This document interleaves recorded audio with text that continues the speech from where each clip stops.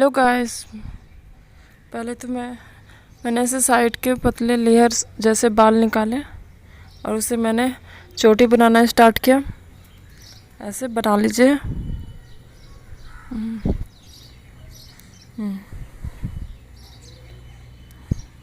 ये चोटी मेरा हो गया।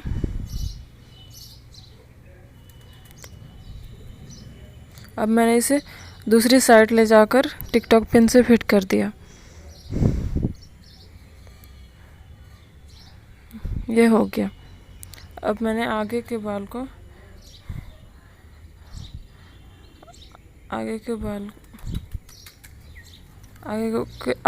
को भी अच्छे से मोड़कर टिकटॉक पिन से फिट कर दिया। ये हो गया मेरा हेयर स्टाइल। ये हो गया। ये हेयर स्टाइल सूट पर भी चल सकता है।